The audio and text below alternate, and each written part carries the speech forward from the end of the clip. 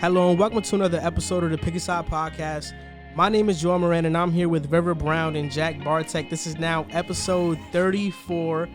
In today's episode, we're going to talk about what the Knicks should do with the 8th overall pick, where Anthony Davis ranks, Warriors options with the 2nd overall pick, Mike McCarthy, Tua starting, and the Buffalo Bills. What I tell you about saying my full name? You don't give me an alternative. Just say Rev. Say Rev. That's it. Just say Rev. So whack. That's so whack. So this episode is a mix between basketball and football.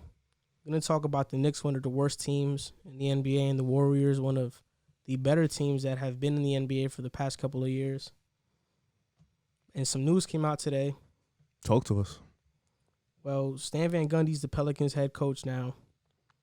He's been raving about them for a minute, too.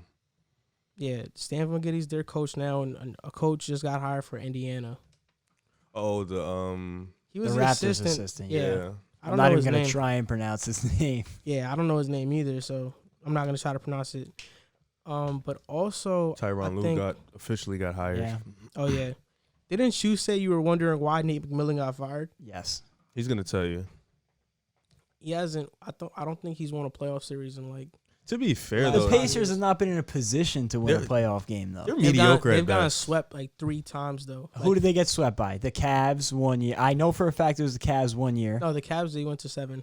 They actually went to with Oladipo's LeBron All-Star game. So All-Star what year was that? last year. Well, this past year was Miami. Last Year year. before Miami, yeah. who went to the But NBA if you look Finals, at they Nate, didn't have if you look at Oladipo. Nate McMillan's track record in the playoffs as a coach, he's really bad. But he just They got I feel swept like that I year with feel Kyrie, like too. he hasn't been Boston. put in a position to succeed at that level. You know what I'm saying? Like, I feel like the Pacers have been good enough to make the playoff. I feel like the But Pacers not to get one game. Kids, come on. Realistically, a sweep coach could get against one Miami. game. A sweep against Miami. You really, did you think it was going to be a sweep? I feel like he is done. Well, you look at that series. They didn't have Oladipo. They didn't have Sabonis. I don't They think had Oladipo. I don't think I'm gonna check if the Sabonis camera's played. recording. They had Oladipo. I don't think Sabonis played a single game in the entire series. Yeah, he was hurt. Oladipo was coming back. He still wasn't, But a game, though? in great shape. One game. It's fair. It's a fair criticism. I just feel like every year the Pacers have exceeded my expectations, and I don't know. What I guess I expectations? get They've it. just been a 5th mediocre. seed. They've been a playoff team. That's Yeah, it. I don't think that they were at that level though. You don't think so? Personally, like I don't think This past season? Their star player was After- Sabonis. yeah, You really after- think they were going to go deep with Sabonis? after Oladipo got hurt. But they didn't go deep. They're playoff. They're regular. Oh, well. New The coach. Atlanta I- Hawks. I would have liked to have seen Nate McMillan with a full healthy Pacers roster. He used to coach Portland too. And That was a they did- minute ago. Yeah, the Brandon Roy Portland Trailblazers. Well, Brandon was always not playing. So We're going to get into our first topic of the day. What should the Knicks do with the 8th overall pick? There are some rumors that they want to trade back and draft Tyrese Maxey. I'm not going to sit here and fake like I know his game because I don't. I think you watch more college basketball than me. I'm not sure about you, Jack, love college if you've seen Tyrese Maxey, but you guys let me know. he is What do you li- see in Tyrese he's- Maxey? Stay. If you're a Knicks fan, you want to stay clear. You want to get. This is all right. This is my take, and I'm gonna be honest with you. Tyrese Maxey is a great player. He's good. I like his game. He's a scorer. He is 6'3". You don't want to put him and RJ Barrett in a backcourt. It's just not gonna work. You stay clear of him and you stay clear of Cole Anthony, please. I think the only clear answer right now is to draft Tyrese at the 8th spot. You need a point guard. You need a guy who can shoot. You need a guy Halliburton. Halliburton. You need a guy who can shoot. You need a guy who could be a great playmaker. And Halliburton can do all of that. You know, he shot 40% in college. Now, granted, I don't know if it's going to translate, but that means he's a pretty solid shooter. His jump shot is a little iffy. He has to fix the mechanics, but you need a playmaker. You need somebody at the point guard spot that's going to literally run a team. You want RJ to have spacing. You have RJ and you have Mitchell. You have your 2 cornerstones. That's who they are. Kevin Knox is a bust. We get that Julius Randle, he's going to be gone. He's trash. So you got Mitchell down low. You got RJ Barrett. RJ Barrett needs shooters around him. You bring in Halliburton. He can shoot. He can also be another primary ball handler. That was one of the problems with you Knicks. You didn't have enough ball So, handlers. quick question: Killian Hayes, Tyrese Halliburton on the board. Who are you taking? Tyrese Halliburton. I'm not. If That's different. Tyrese Halliburton is available at the 8th overall pick, you guys will be crazy not to pick him. You'd be Because dumb. You'd be the Knicks. You know what I mean? Like Riv just mentioned, he is everything that the Knicks have been missing. An exciting playmaking guard who can also defend. He's long and lengthy, 6'5". He shoots the ball well. And although his body needs some developing, I see him as a better offensive Lonzo Ball. And I think that he can be a legit NBA. I don't see that. My this you might like this one. Mine's was MCW with a jump shot. I can also see that too. And I think he's a better playmaker than MCW was. I don't think Tyrese slides to the 8th spot. I'm talking about Halliburton. I don't think he goes that far. I think Atlanta drafts him. I agree. I think that's a great spot. Think Atlanta drafts be him? there for you. I think they need another playmaker. It showed when they traded for Jeff Teague and they got better. If you could pair him with Trae Young, that would be a solid. Because again, I think one of the biggest things about Halliburton is he could defend. He's long. He's got big arms. What pick the Hawks have? 6'5". The 6. Or the 5th. Yeah. One of those. The 6th or the 5th. I don't think, and listen, again, if Halliburton is there for you guys, I think you pick him. I think he's a big-time player. I just mentioned to you before we started recording, the first time I really took notice of him as a legit NBA prospect was the Seton Hall game down at the Battle for Atlantis, and he took over that game with Miles Powell, back and forth, back and forth. He's a difference maker, and I think that he could help turn things around for the Knicks. He's gonna be what you thought Elfrid Payton was gonna be when you signed him. Yeah. Literally. I didn't have any expectations. Well, I'm just talking about Payton. whatever the Knicks thought they were gonna get from signing him. He's just gonna be with that. He's gonna be a playmaker that's gonna come in and he do would that. fill that guard spot that you guys I have been draft missing. Killian Hayes over Tyrese. I like Killian Hayes better. That's just me. I like Killian Hayes better. I think he's more of a smooth player. He's a raw prospect, but I draft him over him. I think he has a chance. Devin Vassell. You lost me with that one. Devin Vassell, for the people that are watching the graphic up here, we got Killian Hayes, Tyrese Maxey, and Devin Vassell, all people rumored to go to the Knicks. Devin Vassell, I want the Knicks to stay far away from him. I feel like he's too much of a project for the Knicks to try to take a risk But on. you don't think Killian is a project? No, because he played overseas and he played against legit There's a lot competition. more. That And he's a point guard and a legit playmaker. yeah, I think Devin Vassell, I don't know. I've seen the video surface of him and his jump shot. I don't like his jump shot. He I don't makes kn- it, though, at a very high percentage. Yeah, I think he should. How many attempts? Like 3 a game? Like Fair. really low volume. This is who I want the Knicks to draft. And this player is going to be special. Aaron Nesmith out of Vanderbilt. 6'6" wing. Averaged 23 points per game. Shot 50% from 3 on 8 attempts. So a lot of attempts, and he shot 50% from 3. He got injured. But I think he's one of the best off-ball scorers in the draft. He can move off the ball very well. He was the best catch-and-shoot player in college. And I think that's exactly what the Knicks need. He's 6'6", like you said. He could play the 2. He could play the 3. He already has a really strong and nice NBA body. I feel like he can be a good defender in the NBA. You pair him with RJ. RJ has somebody he could kick it out to. And if that happens, I wouldn't mind if we get a Fred VanVleet to come and play. And now we have Fred, who's a defender, RJ, he can be a defender, and Aaron Nesmith, who's a really great shooter. And now we have shooting around RJ and Mitchell, and we could build our team like that. I think Aaron Nesmith is going to be special. And if the Knicks don't draft him, it's going to be a mistake. I really think he's a sleeper in You this think draft. Halliburton would be a mistake? I don't think he's going to be there at the 8th pick. Well, I I'm saying if agree. he is, hypothetically speaking, he is. You think it would be a mistake? If Tyrese is there, He can I play. like He I can like play, I like man. Aaron better. I draft Aaron if I'm the Knicks over Halliburton. I like Nesmith. I just don't think you take him at 8. I think that's a little too high. What is he gonna go? 13th, 14th? That's right there in the ballpark. I He think might that go lower. one of the things you mentioned was them trading back for Tyrese Maxey. And although, like Riv mentioned, not the best fit with RJ Barrett, I don't think it would be the worst move for you guys. And there's a lot of connections between Kentucky in general and the Knicks. And Their assistant coach is yeah. on the Knicks now.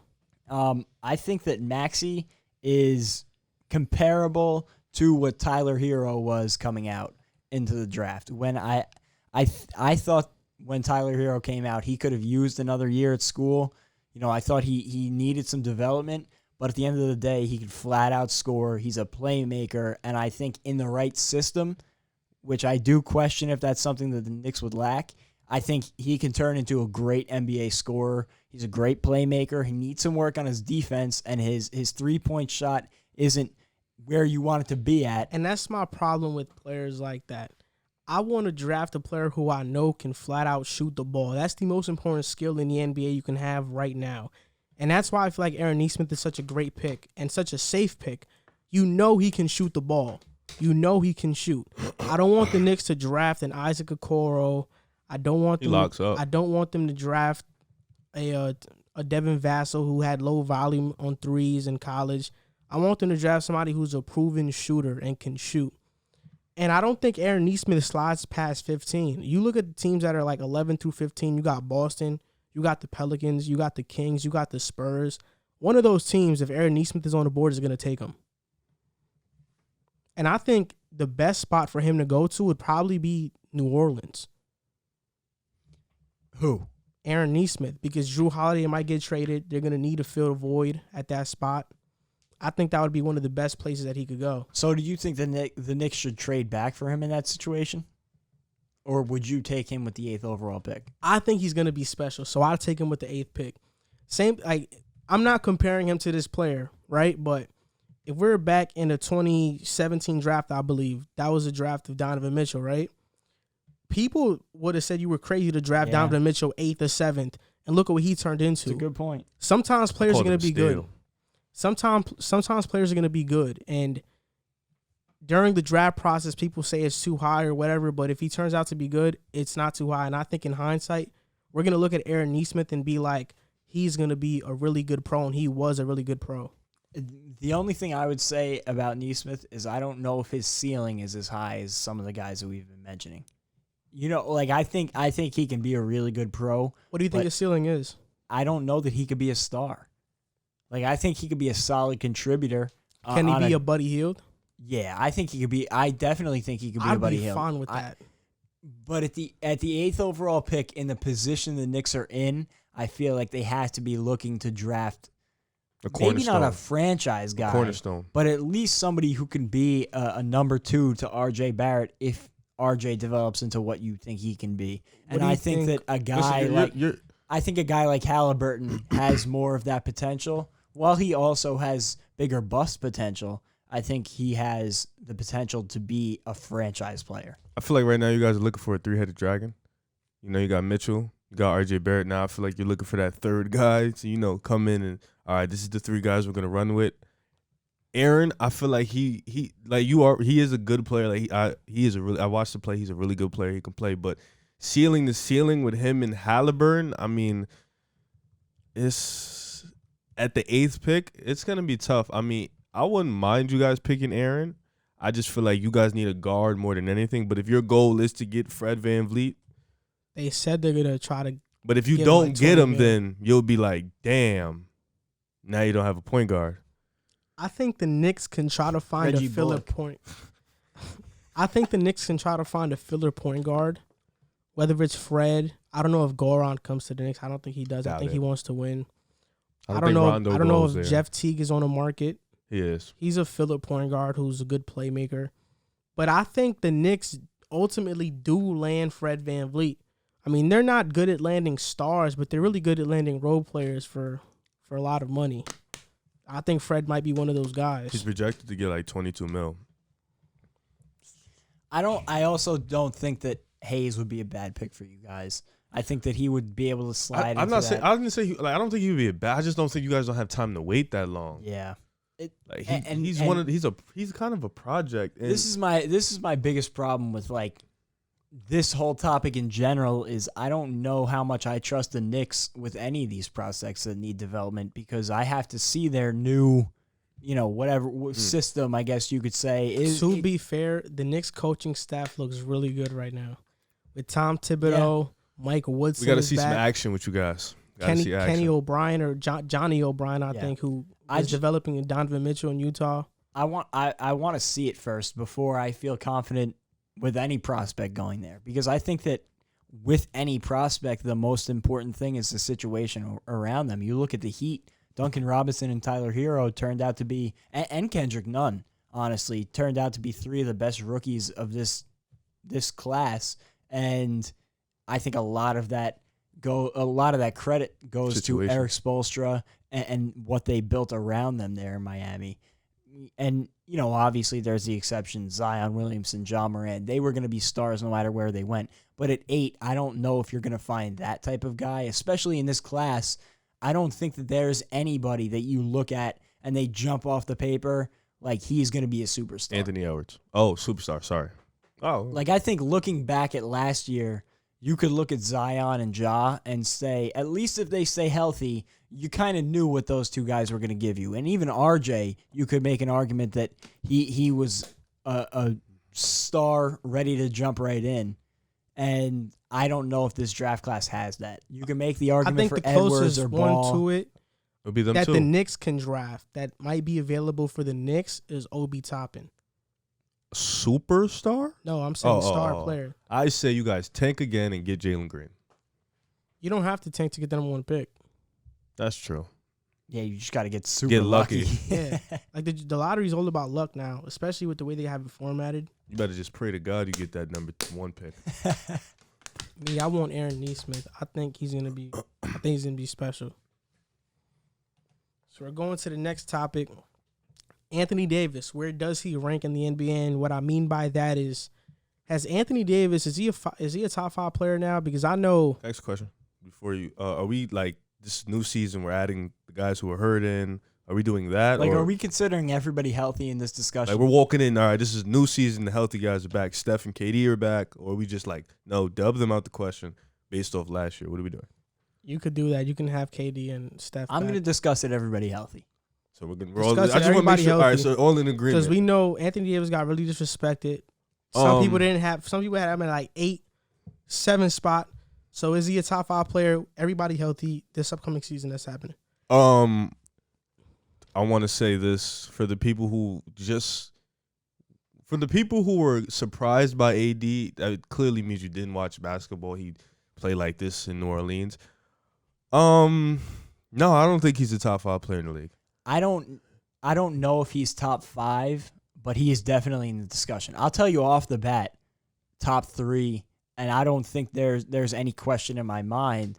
LeBron, KD, Kawhi, in no specific order. I think those 3 guys are the top 3, and then I think Giannis comes in right behind them because of their versatility. I think that wings are. Did he just name Giannis before Steph Curry?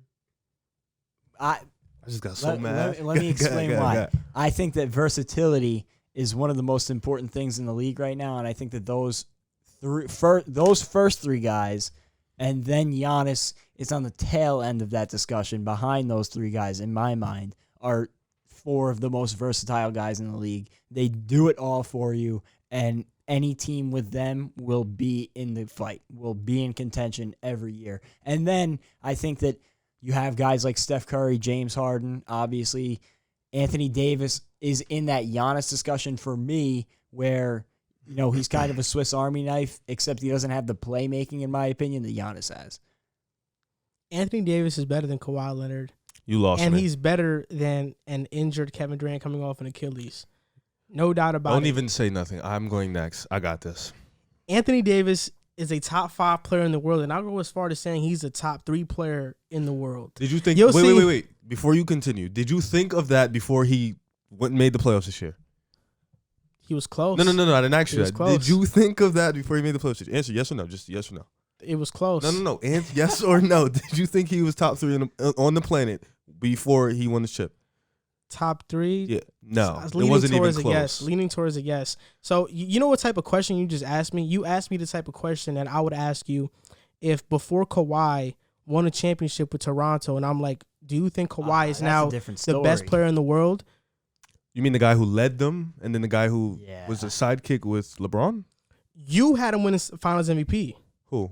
Davis. Yeah, I thought he was going to win. I thought he was going to out-impact LeBron. Yeah, even if you had him winning Finals MVP, at the end of the day, there was nobody as impactful on that Raptors team as LeBron was on this Lakers team. Easily. That's Like, not a question. Without Kawhi, The Raptors team had a lot of. They made the East. They almost made the Eastern Conference Finals without Kawhi. They also were down 0-2. and the in the East, ECL. and the East got a lot better that next year. Not really. I think the six. Stop. You switch AD and Kawhi. Are they going to the finals? Be honest. The Raptors? Yes. Are they going to the finals? Yes. You put Anthony Davis on the Raptors that they had this past year. They go to the finals. No. I didn't ask you that. They had virtually the same team. What are you talking about? That AD that year, you put him in Kawhi's spot. They're going to the finals. They're going down 0-2 and they're beating the Bucks. They don't go down 0-2. Anthony Davis wouldn't let that happen. He's not Kawhi. He's not a choker in Game 7. Kawhi choked. After Kawhi choked in Game 7, along with your boy Paul George, then Kawhi's not better than Anthony Davis. That's ridiculous. Look, people want to give. He's ridiculous. The dude made the playoffs 3 times in his life, and he's talking about he's better than. When in the Pelicans has he ever been put in a position to succeed and the players were actually healthy? Whose fault is that? What do you mean? It's his fault that the players got healthy. Wait. Drew Holiday was Speak your piece injured. First. Speak your piece. Drew Holiday. So who's your list? First, What's your list? I got LeBron. Uh huh. Then I have AD. At 2? Yes, Anthony Davis is the second best player in the world. He's now entering his prime. So because he enters his prime, we have to thrust him to 2? Yes, because he's better than Kawhi. Where do you have Luka? Yeah, because then Luka should be at 3 if you're talking about just entering their prime. I have LeBron at 1, AD at 2. I have Kawhi at 3. If KD comes back good, I'll have him at 4. And then I think the 5th spot is a toss-up between Steph, Giannis, and Harden. So Luka plays amazing. He doesn't get the jump. Mind you, he was What do you the mean? best. Luka's 6 for me. That's good. He's the best player on the team. 6. He played amazing. He gets the little jump to 6. But What do you mean? AD jumps all the way to number 2 because he was a sidekick to LeBron. Jump to 6. What are you talking about? Luka last year was not even a top 10 player. This year he made the jump to a top 10 player. Anthony Davis was a top 10 player in the world, and he's making the jump to 2. That means he's surpassed elite player after elite player. Is he better than Harden already? That's sure. He's better than Harden already. His impact on defense does, especially when you need it the most. Anthony Davis, this is the type of player that Anthony Davis is. He's not a player like a Harden who could take mediocre talent and take him to the playoffs year after year, but he's a ceiling raiser. Like Steph Curry. I think that's a fair comparison. Like Steph Curry. Actually. I think that's a very fair comparison. With Steph Curry in the championship team, impact-wise. Yeah, AD is a ceiling raiser. And look, at these stats, he averaged 28 and 10 in the playoffs. His on-court playoff numbers, opponents' offensive rating throughout the playoffs was a 107. Without him on the floor, the opposing opponents had an offensive rating of 117.5. That's a 10.5-point jump when Anthony Davis is not on the court. That's how much of an impact he makes on defense. He's an elite defender. He can guard 1 through 5. He guarded Westbrook for a whole series against Houston. The dude that can't shoot? That's pretty easy if you think about it. Not really. You think guarding former MVP is easy? Come on. You think he was guarding Jimmy Butler and locking him up? The dude that can't shoot. Another guy that if you're 6'10", it was locking him up. If you're 6'10", that's your boy. He would lock up Paul George too easily. Wait. And he would lock up Kawhi. No doubt about it. That's irrelevant. I'm not even. No doubt about it. If you're 6'10", if I'm 6'10" and I have a 7'6" wingspan, and you can't shoot, it is extremely easy for me to stay back and wait for you to get into the paint because I'm bigger than you. I can easily guard you. You're talking about he can guard 1 through 5. KD can easily guard those same players. KD plays D like Anthony Davis. But you said easily. I'm talking about if I'm AD. Well, if you're AD, you can do it because you're an elite player. You're an elite defensive player. Giannis can do the same thing. I don't know. He didn't want to guard. He didn't want to take on the challenge. He's their best Jimmy. rim protector. That's their scheme. He stays back to help. He's their rim protector. He didn't want to guard Jimmy Butler. It wasn't Anthony that he Davis didn't want to guard him. Jimmy Butler gave him. He was like 5. It would have made no sense for him to guard him. Why? Because Chris Middleton is also an elite perimeter defender. Elite, I wouldn't say Chris Middleton's elite. He's a great defender. He's a great defender, but he's their perimeter defender. And if you take Giannis off of Bam inside the paint, who's guarding Bam then? They would have get eaten up down low. There's a reason why he wasn't guarding him. No, AD is not number 2 in the world. Number 2. I agree with your list. I have LeBron, Kevin Durant. He has to prove until he shows me he's not Kevin Durant. Yeah. Kevin Durant is 2. I don't even know why you just said that. I'm basing Kevin Durant as I'm saying healthy. He has to show us. I'm saying this assuming he comes back as what he was because I think that's the what cards are that's against him. That's This what I'm saying injury for is serious. Did you finish your list? I don't know if I finished it. I gave my rank. It's so hard to rank them one by one, but I think that there is a group of guys. When I look at it, I think that Anthony Davis, and I had said this before they won the championship, I think that Anthony Davis is on the short list of players that can be the best player on a championship team. Personally. I have a question to ask both of you. Go ahead. Well, you're not high on Davis anyway, so you have a huge bias. That's not true. But I was this a what I'm fan of saying. Anthony Davis This is before what I'm saying. LA. If we're looking at the year 2020, this past year that happened, Right. are you ranking Kawhi ahead of Anthony Davis for this season? Regular season? No, everything combined. Everything combined? I'm taking it, but I'm not only taking this past regular season I into think it. the year 2020, the top 2 players in the league were LeBron and AD. That's ridiculous. I'm gonna tell you why that's ridiculous. Who's better than wait, AD I'm gonna tell you why that's this ridiculous. past regular season? You just okay. And playoffs. Wait. Including playoffs. Regular season, Giannis was above and beyond better than AD. Including playoffs. Okay, look, listen, Not Giannis. listen. Giannis in the regular season was above and beyond Anthony Davis. In the playoffs, yes, AD played better than Giannis. So if you think about it, it's kind of you're talking about a guy who's gonna win back-to-back MVPs or who just won Defensive Player of the Year. How are you gonna just easily throw AD over him? He just won 2 of the most important awards in the NBA. You go to, And even though if AD played with Mike Budenholzer, he'd be MVP too. even though Doubt it. I Doubt it. disagree. I Even disagree though too. their team did not perform well in the playoffs, I think that Giannis played well enough for them to win. But at the end of the day, it's like when people criticize LeBron for passing out to Danny Green for the win and he missed the shot. At the end of the day, Giannis was getting guys great looks, and his supporting cast played very poorly in the playoffs. Well, they won a game Your boy against Miami Middleton. without him. Yes, one game. Your boy Middleton played When horrible. you look at the off court numbers when Giannis is not on the court and the Bucks play just without Giannis, it's not that much of a drop off. The Bucks In the playoffs, and they was. look a little bit better. The Bucks didn't start sometimes. winning 60 games until Giannis became an MVP. The Bucks didn't start becoming a top team in the East until Giannis started winning the MVP. Oh, the Bucks didn't start winning 60 games until Mike Budenholzer got there. They didn't start winning 60 games until Brook Lopez got there. They didn't start winning 60 games until George Hill got there. George So Hill. Are you so it was serious? just No, wait, Giannis. are you serious? It was just Giannis because Are you with serious? Giannis they were getting out in the first round and they were the 8th seed too. He wasn't an MVP though. But he got an MVP when Budenholzer came there and just the Okay, whole but when offense. he Yes, made but that when wasn't he made because the of jump, you Budenholzer. talking about George Hill? Budenholzer- Bro, you just brought up George Hill. Budenholzer was actually responsible for the Atlanta Hawks. Mediocre Giannis- talent-wise, winning 60 games. That was not mediocre talent. It was. It was a great They were the team. most overrated 60-win team ever. It was overrated talent. Very overrated. The best player was I like could agree. Paul I could agree with Millsap you and that Al way. Yeah, they Horford. were. We knew they weren't going to win anything. But 1 through 5, they were. They were good. Damari were- Carroll and Kyle Korver. DeMar Carroll wasn't starting. Yes, for he them. was. Yes, he I was. promise you he Jeff- was. Jeff- Jeff Teague, Kyle Yeah.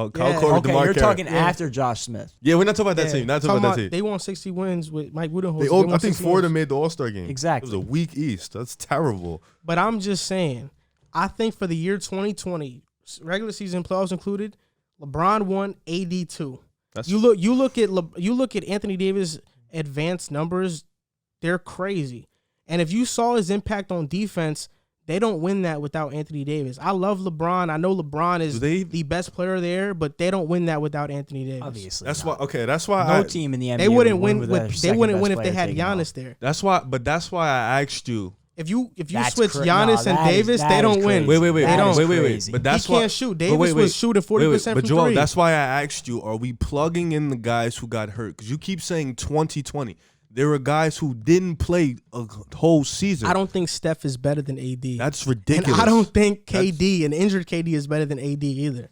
But we're But not talking about that. We literally said That's why before we the asked. discussion No, I started, know, but I everybody don't think healthy. KD coming back off that injury is going to be better than Anthony That's Davis. why not what we're discussing. you're confused. You're confusing us. That's No. why I asked you, what are we talking about? One season or a totality of a couple seasons? We are not discussing the top 10 players from last season. No, we're discussing who's going to be the top 10 players this upcoming year. based on everything that we've seen before. And Which one all to the use, one players season? Healthy.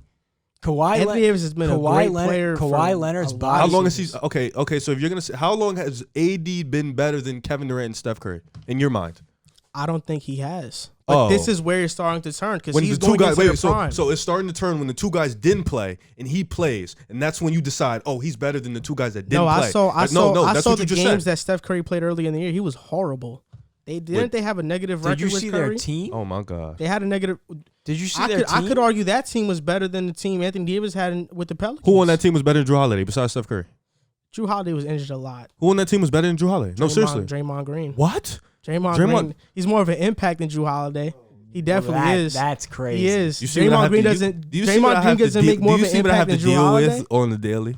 You're telling me Draymond Green doesn't make more of an impact than Drew Holiday? In 2020, you said 2020.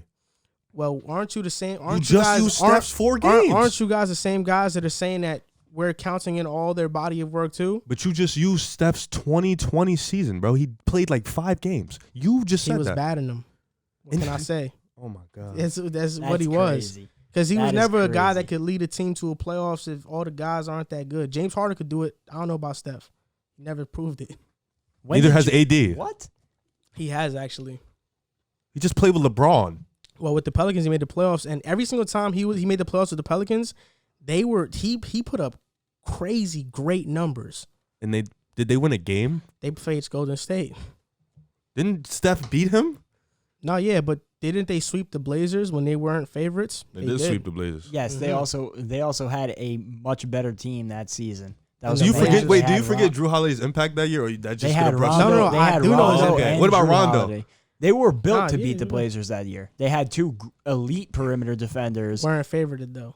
They actually, what were they, like 4th seed? Boogie went down, then they dropped to 6th seed because Boogie got hurt. No, I don't think AD. I just think that bringing it back to the original discussion, I feel like you are not using the correct criteria to make this decision. I think that you are focusing way too much on last year and not taking into account that Kawhi Leonard has been doing this without the supporting cast that Anthony Davis had this year in LeBron James for multiple years prior. What do you mean? The Spurs were one of the most talented teams when Kawhi was there. Anthony Davis never carried a team like Kawhi Leonard carried the Raptors Kawhi never last year. carried a team either. Every single team Kawhi's been on, he's had a lot of talent. He in the carried finals, the Raptors in the last finals, I think 5 or 6 Raptors scored in double digits in the finals. The finals. Can you they talk would about not have been there without and Kawhi was injured. They wouldn't have been there without Marc Gasol's defense on Joel Embiid in that Sixers series. They barely won with that. That all that you just said, and they won off a jump shot that Kawhi hit. Oh, they won one of the luckiest shots in that history. Kawhi hit. But so I don't even think Pascal would even got it up. So it was that close of a series. So without Marc Gasol's defense, they'd lose. Yes, without nobody to guard Embiid, Embiid, they'd out lose. one impact that Marc Gasol had. Kawhi Leonard was that team.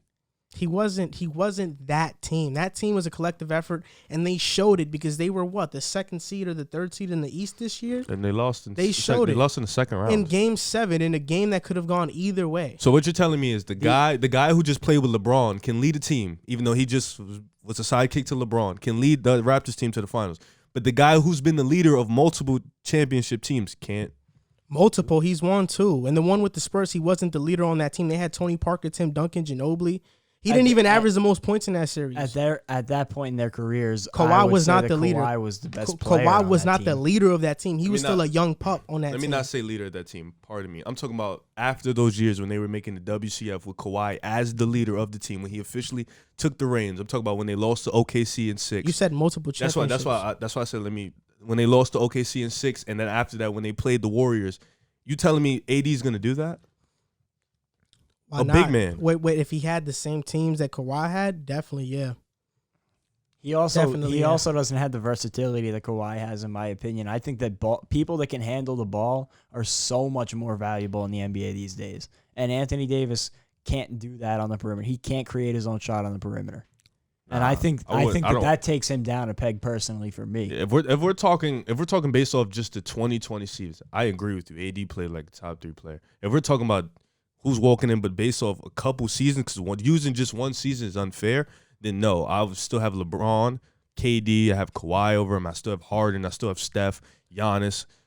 Those are the 6 guys I would have him. You could debate him and Giannis, but I would put Giannis over him just off the simple fact he's going to be a 2-time MVP, and he just won Defensive Player of the Year, something that everybody keeps loving to praise AD for, but He has yet to win one. So those are the 6 guys I would have over him. But those- based off the those- 2020 season, I agree with you. He was a Those top are player. those are the 6 guys that I think you would universally hear the argument about above him. Like I think And Luka's creeping. and I think he's in that.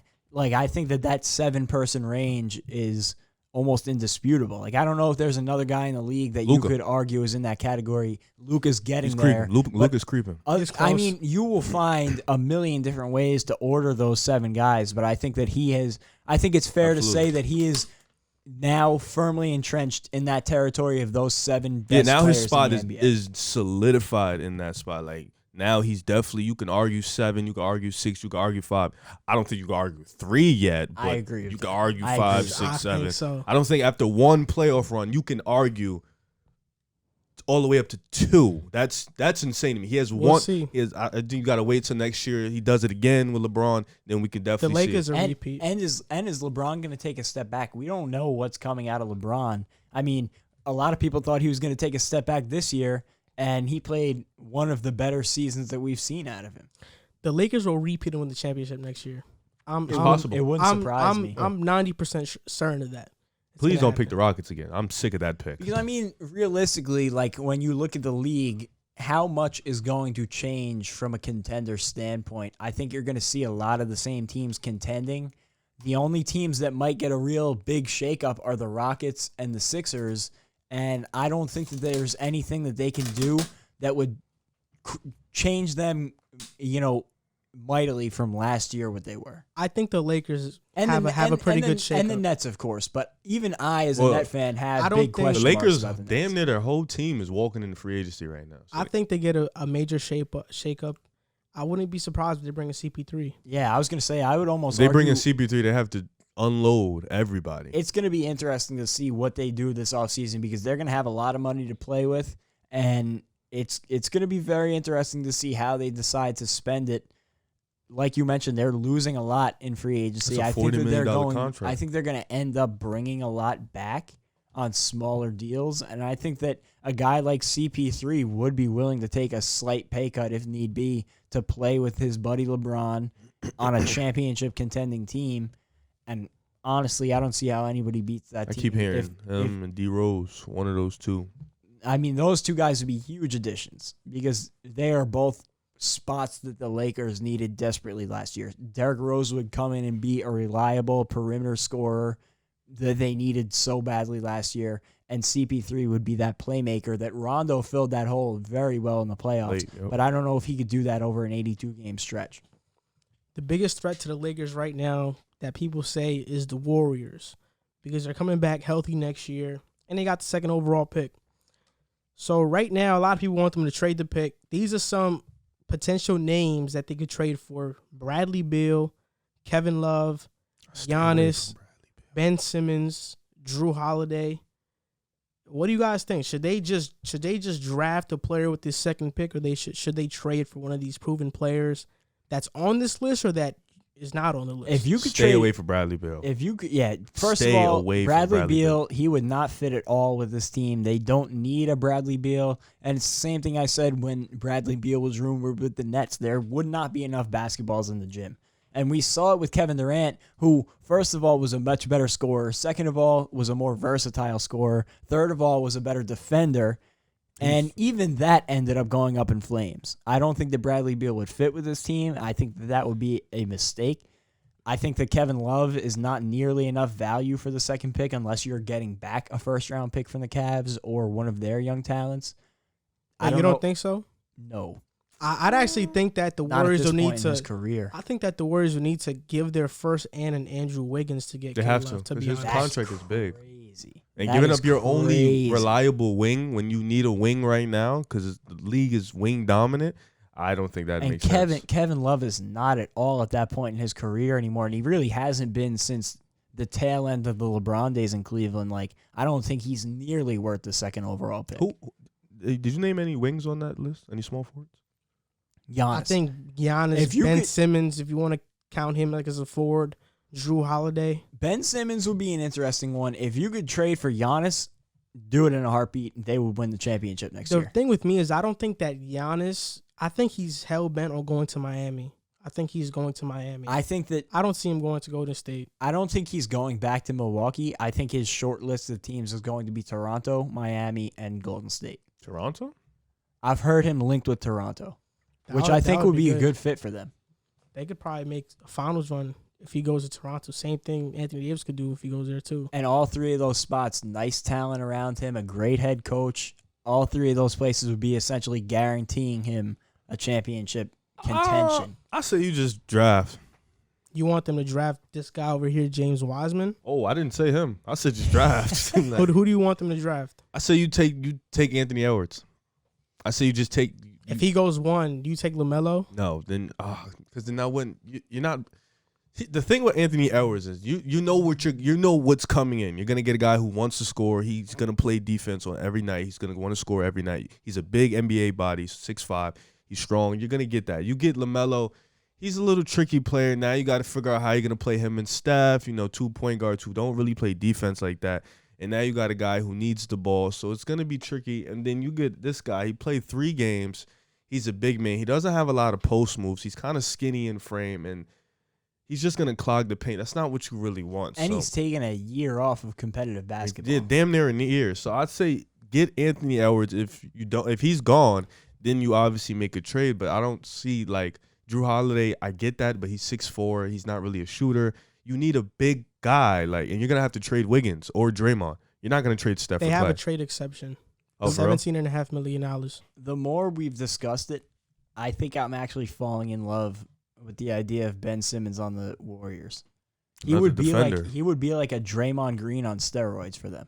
My He would be better for them than Draymond Green was You when could I think trade he was at Draymond. his peak. You can And honestly trade Draymond, yeah. And just thinking about him and that Steve Kerr offense, they would be unstoppable on the fast break. He would add another layer of defense 1 through 5. And think about that it. He's they've been younger than lacking. Giannis, too. Oh, my God. That would actually be a perfect fit if they could pull that off. He's- And it would be and he's a- beneficial for he's- both sides. He's a better playmaker than Giannis, too. Because, going back to then the Sixers side of things, they would have the number 2 overall pick in a guard-heavy draft class Anthony where Edwards. they can draft a guard, Or which is LaMelo. what a scoring, shooting guard, which is what they've been lacking so badly. My potential option for the Warriors to get and to trade this pick is, I think, Miles Turner. I think he would fit their team. It would take a lot more than just Miles Turner. Like Yeah. the Pacers would have What to else would throw they in give, though? more. I'm trying to think. Maybe Oladipo. I don't know how they would make that work, but His trade value is so low right now. I mean, I don't. That would be Honestly, a I good wouldn't. buy I for wouldn't them. mind. I like if- Miles Turner. I wouldn't mind giving Wiggins and the pick for Oladipo and Turner, I and would maybe want- like a second round pick from I them. would want a little bit more value back from the Pacers, but you're right. I think that Miles Turner is a good option for any team like the Warriors to key in on. He's a Yeah. good shooter. He I agree. defends around the rim, and that's something that you don't really. I mean, And he wants out. outside of some of the top options in the league, like Joel Embiid or Nikola Jokic, you're not going to find that in a lot of the big men in the league. And like you mentioned, he wants out. He's behind Sabonis realistically. Sabonis plays the 4 and he plays the 5, but he's realistically It's not behind a bad Sabonis. fit. Yeah. That would be an interesting deal. I think it would need a lot of work with it. That's a good framework for it, but it would need a lot of work on the outside. And maybe they could trade Miles Turner a pick, and maybe add in a Doug McDermott to come off the bench Another for them, shooter. or a T.J. McConnell, a guy who could play defense, something like that. They gotta build wings around Steph and Clay. You gotta figure out what you're gonna do to compete with the LeBrons, the Kawhis, the ADs. Yeah, they don't need any more guard play. Like they have the guard play The locked. guards up are gonna between Steph dominate. and Clay. They wings. have to try to compete with the Lakers, because after the Clippers, what they showed, you don't really need to worry about them too much. Yeah, and that's what I love about a Ben Simmons or a Giannis coming to them, because he adds an element that You can guard any 1 through team 5. that wants to compete with the Lakers needs is a guy that can guard Anthony Davis. They have Draymond, who can at least slow down LeBron. I don't think there's many guys in the league that can. I think you put There's Draymond almost on no AD. team in the league that can guard LeBron and Anthony Davis. And getting a guy like a Ben Simmons or a Giannis would give you that in Draymond and whoever they get. It's easier to key in on wings like Kawhi and Paul George if they play him, especially because they don't have a big man option. Montrezl Harrell is probably going to leave in free agency, He's terrible. and Zubac, not worried about him. Yeah. So you can key in on those guys in the playoffs, especially Clay being a great defender. It'd probably be easier than to guard Anthony Davis, who's 6'10", And even if you put Draymond, You can put Draymond on AD. I think that's a bad matchup for them still. Ooh. The Warriors, I think AD drops 30 on him. Well, night. I wouldn't. Draymond isn't the same as he once used to be when he was guarding AD. So I agree. Can Ben Simmons guard AD? No.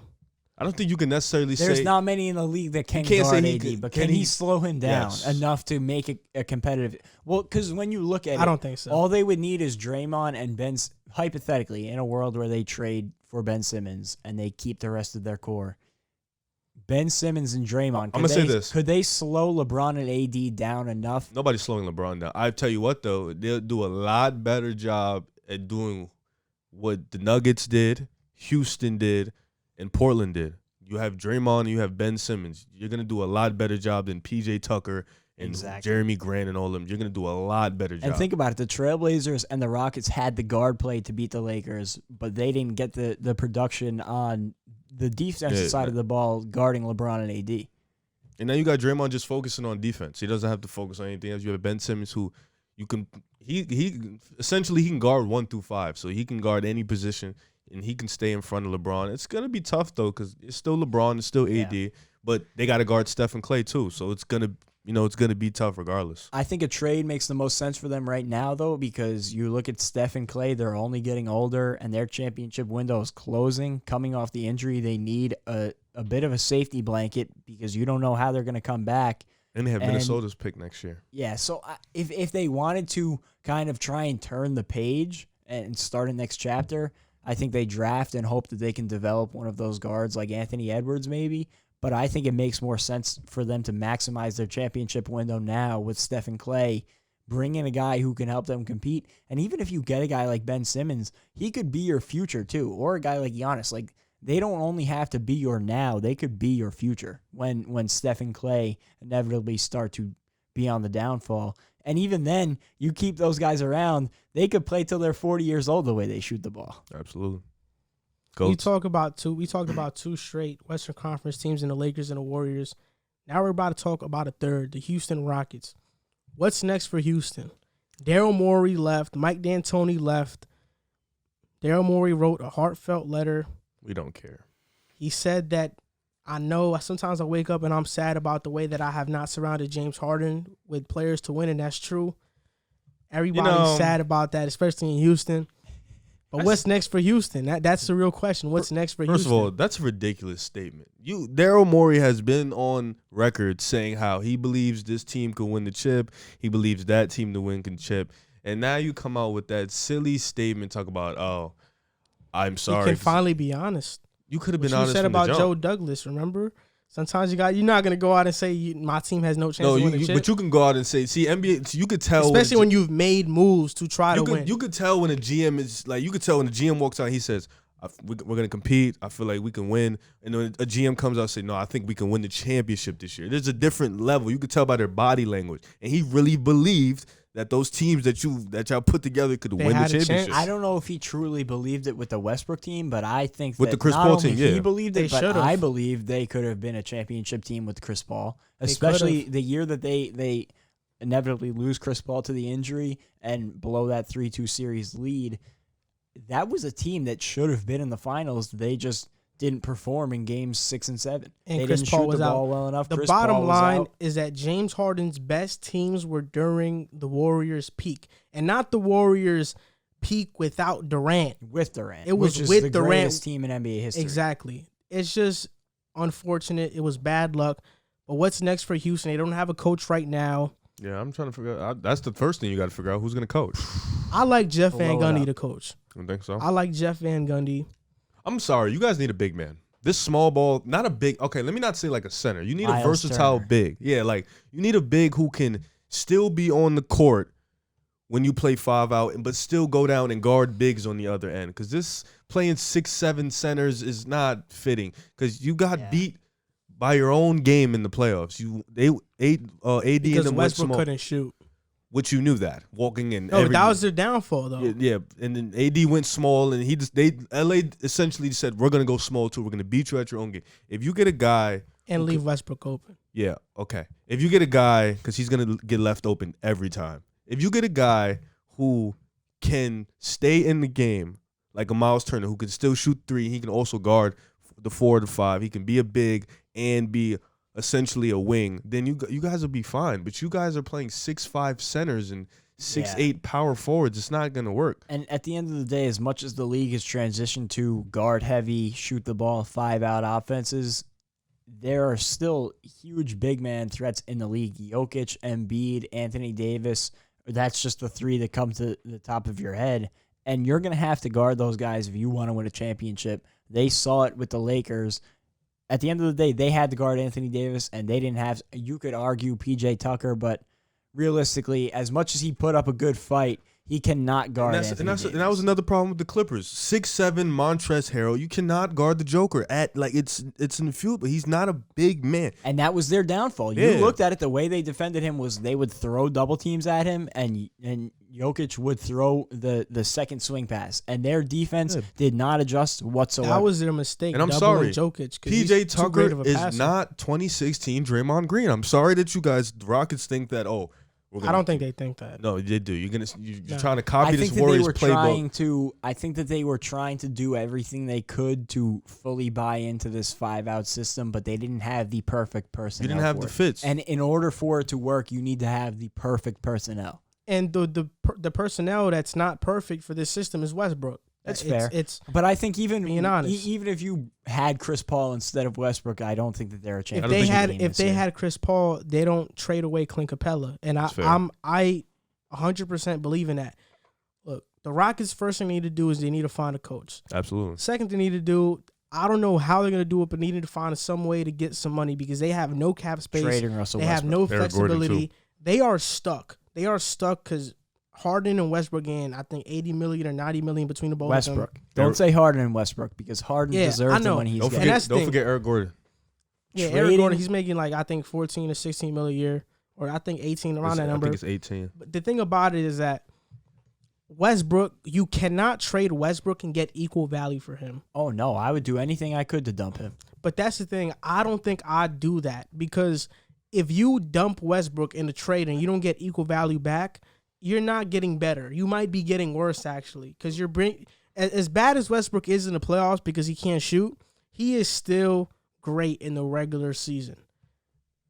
All right, so Westbrook, 43 mil, Harden, 43, Eric Gordon, 18, Robert Covington, 12.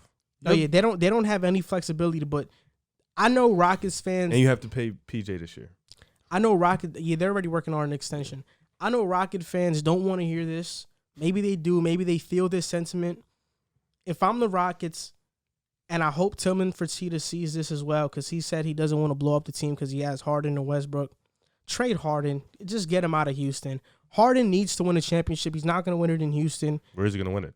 He'll win it. He can win it in Philly. He could win it in Toronto. He goes in. He could win it in a lot of places. James Harden, he could win a championship. He's one of the top 5-6 players in the world. He can definitely win it. I agree with you. I think the Rockets, for everything James Harden has done for that organization, need to give him the benefit of the doubt and let him go and let him thrive somewhere else and give him a chance. That would be a very nice sentiment, but at the end of the day, they have to think about themselves, and I would much rather, 1,000 times out of 1,000, trade Russell Westbrook and get less value back than trade James Harden, who I think is one of, if not the greatest perimeter scorer of all time, and one of the 7 guys in the league that I think could be the best player on a championship team.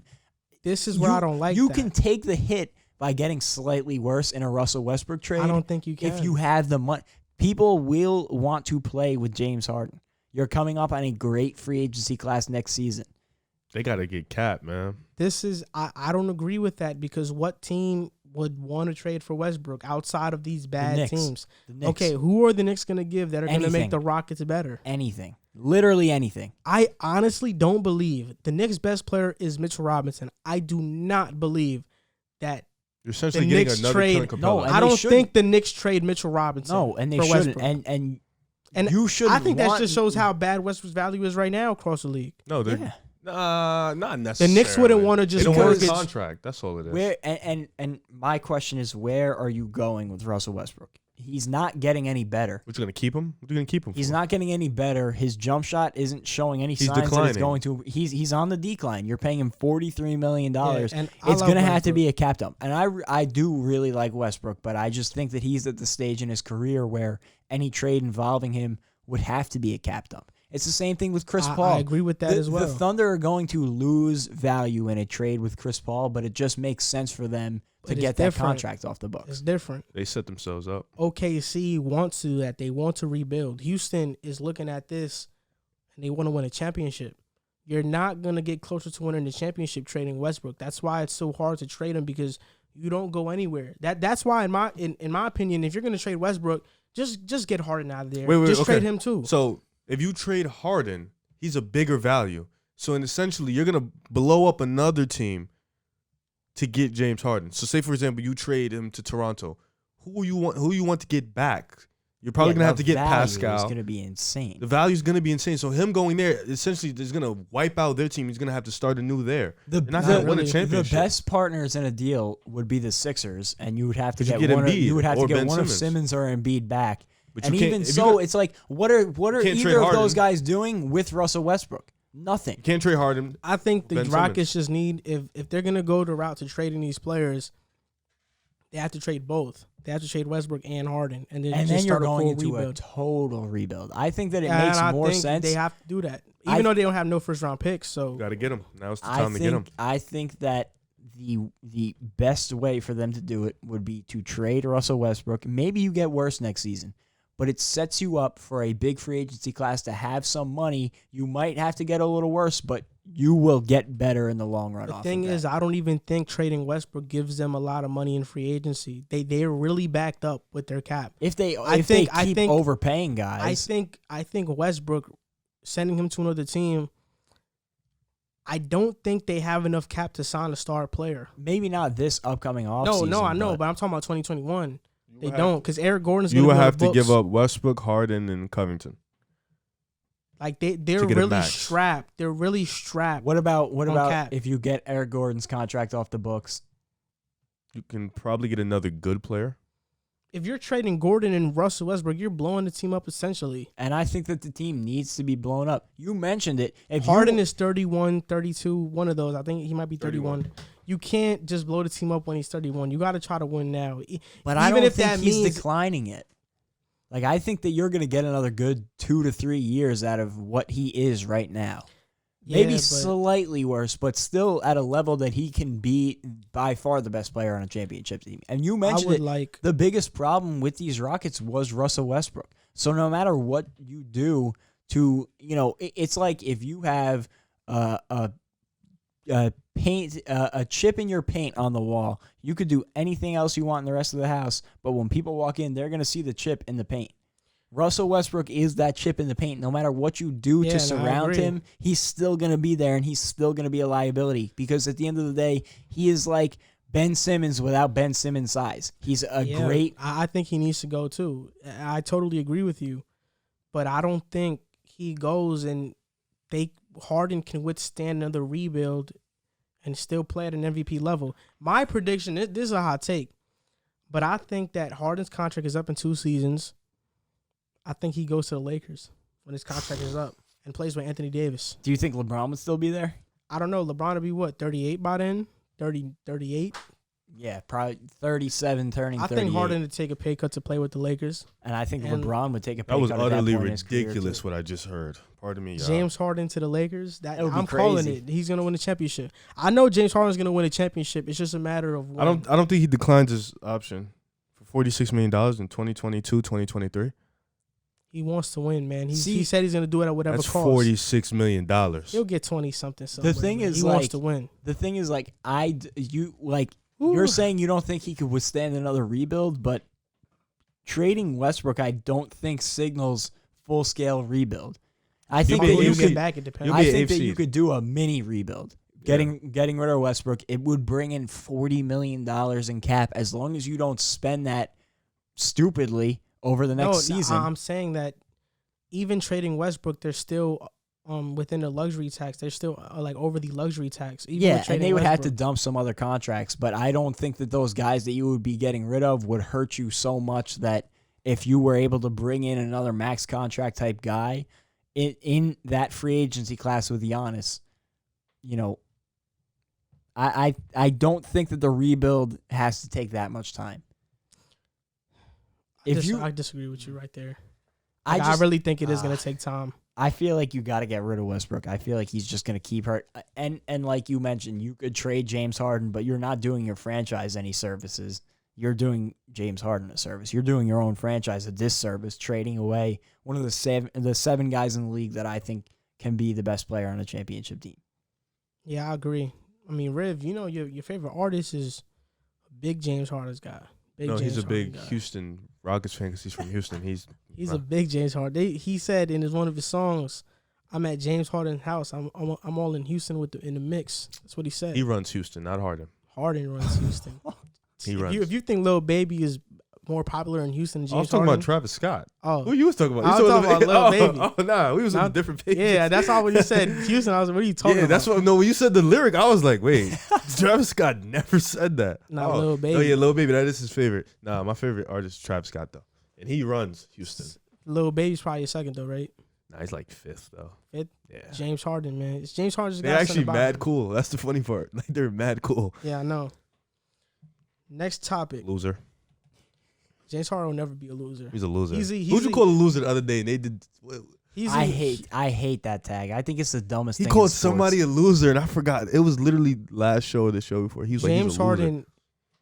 Loser. In the 8 years he's been in Houston, every other team has missed the playoffs, but James Harden led teams. That's so incredible. It is. Let me ask you a question. If I don't make the playoffs, right, and you make the playoffs, but you get bounced out in the first round, isn't it like we did the same thing? I just feel like No. it's such a stupid tag, calling people winners or losers. Like, I just think it's ridiculous. James Harden is a winner. Unless it was tennis or golf. Honestly, nobody speaking. I feel like you're a winner once you walk into the NBA.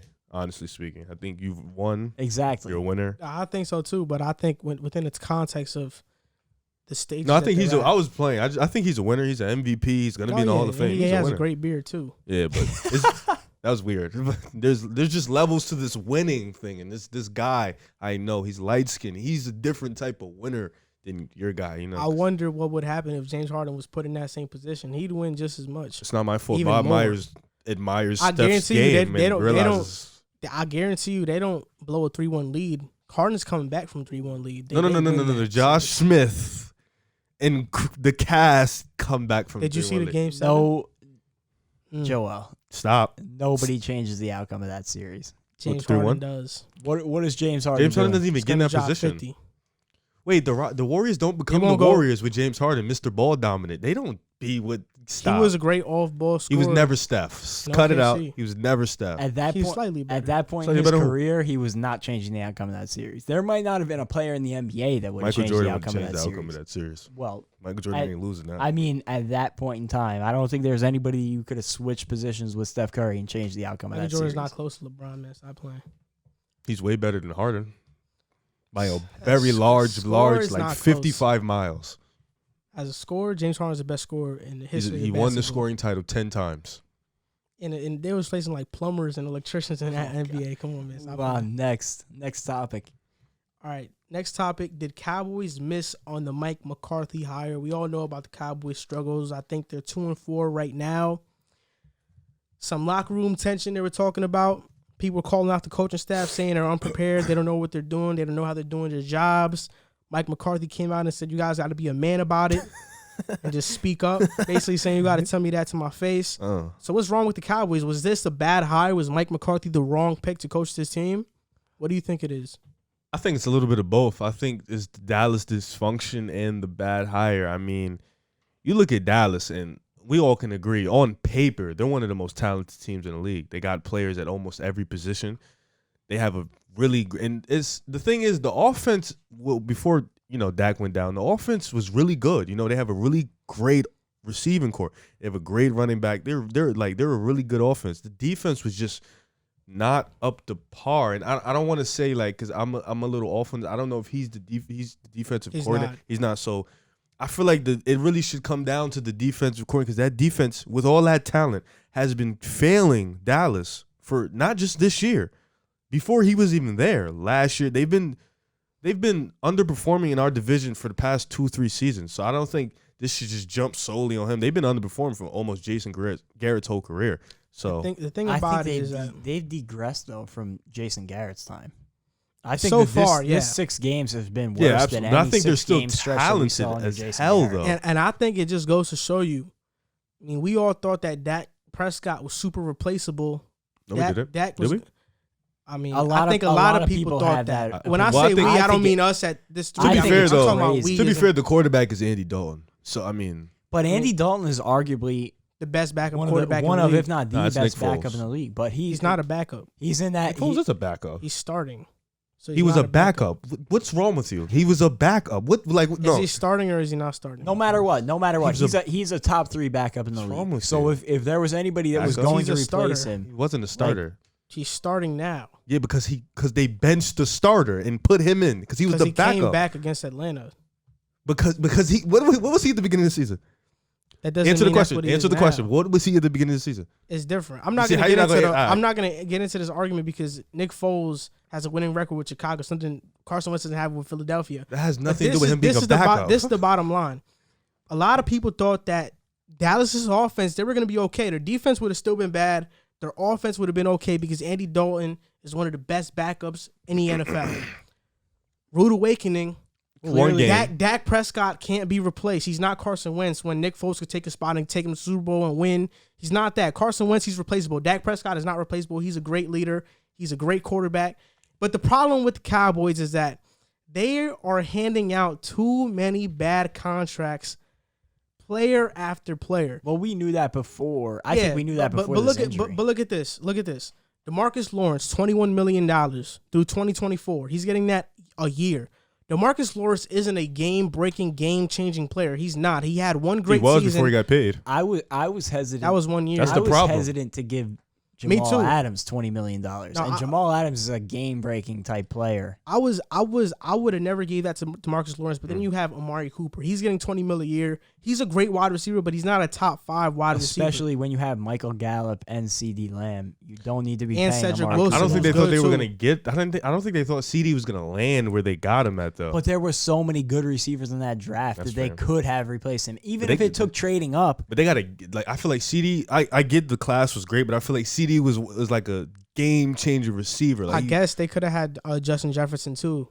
Even if they wanted to trade up, they could have made a run for Jerry Jeudy. They could have gotten. that's true. But even without that, they could have, if they didn't want to draft CD, they could have drafted Justin Jefferson, Laviska Shenault, Chase People Claypool. didn't even believe in Justin Jefferson though.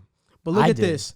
Ezekiel told you. Elliott, $15 million through 2027. He's getting that yearly. Mm-hmm. You don't pay a running back that money. Then Jalen Smith, he's getting paid $11 He million. got paid and sucked after These players are not outside of Zeke, and running backs. I would never pay them that type of money. These are not game-changing players. But the real problem is their defense. Mike Nolan is their defensive coordinator, and this year he's 27th in yards allowed and 32nd in points. This is just his history throughout where he's been. Last time he was defensive coordinator was from 2012 to 2014 with Atlanta. In 2014, he was 32nd in yards, 27th in points. 2013, he was 27th and 27th. He was 27th in both yards and points allowed.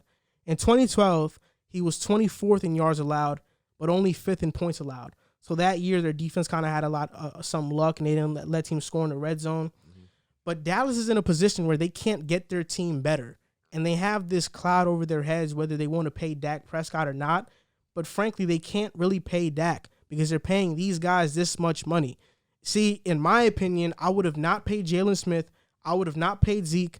I would have not paid Amari, and I would have just focused on getting Dak his money, and then surrounding the team around Dak.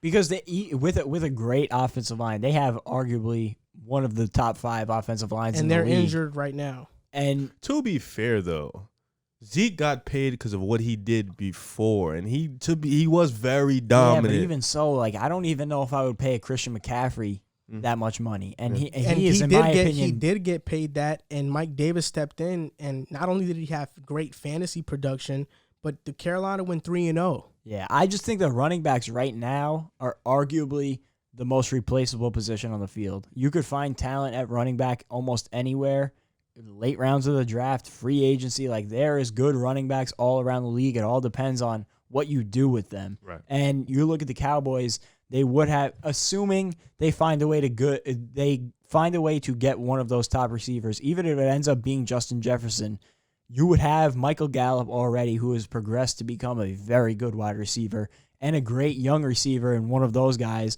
Dak Prescott, who I think a lot of people underrate what Dak Prescott is. I think that I think he's a top 10 quarterback in the league. And at the end of the day, I don't think that they've been wise with their money. It's shoehorned them in this position, and they compounded it. They doubled down by hiring a guy like Mike McCarthy, who he was a name. He did great things with the Packers, but he hasn't adjusted to the league. And I feel like the Cowboys didn't want to go for an outside-of-the-box hire because they didn't want to take the risk of that failing. They wanted to go for the established name in Mike McCarthy, but there's a reason that he was out in Green Bay. He never adjusted to what the NFL is becoming, and clearly he hasn't adjusted now. I feel like, what does my say matter if you have two players, not just one, but two anonymous Cowboys players saying that their entire coaching staff is totally unprepared. They don't teach. They don't have any sense of adjusting on the fly, and another says they just aren't good at their jobs. But see, that's two players in the locker room. Who said it? My problem with that is that's weak for them to say that. Like, I 6 agree. weeks into the year. I agree. But also, this is what I think. I'm gonna just go back to this Zeke thing real quick. I love Tony Pollard. I'm not saying Tony Pollard would have been Zeke, but if you bring in another running back, they could have probably matched that same production between the three of them. That's why I wouldn't have paid Zeke. Tony Pollard, I think last year he flashed more than Zeke. When I would watch Cowboy games, I would look at Tony Pollard and be like, wow, who's that? That's a really good player right there. But back to this Mike McCarthy point, I don't think this is on him. When you watch the games and you watch the film, these guys are legitimately messing up their assignments. Corners not going in contain, right? Then you have Jalen Smith missing tackles and not knowing where to be on defense. This is on them. But I think that also has to do with coaching. If your team isn't prepared and doesn't go out and run the plays correctly, to an extent, that's the player's fault. But I think that discipline comes from great coaching, which I don't think the thing that they about have. the Cowboys is that, I mean, there are a lot of players that used to play for Mike McCarthy that vouch for him.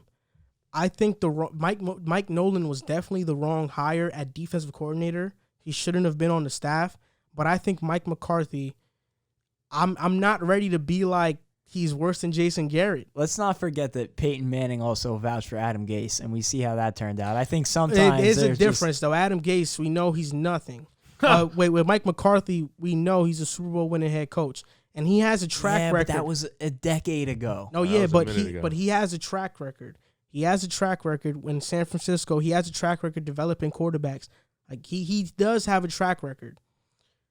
But he just hasn't adapted. But we all knew the Cowboys' defense just wasn't going to be good this year. Their secondary is awful. It doesn't. They have a bunch of big names, but none of them are really game-changing players. They have a lot of talent. It's just pretty amazing for me that a team with this much talent could come out and be consistently poor week to week, especially on the defensive side of the ball. They like discipline. And discipline comes from coaching. Mm-hmm. It's one of the biggest problems that the Jets have, and I think that is a reflection on the coaching staff.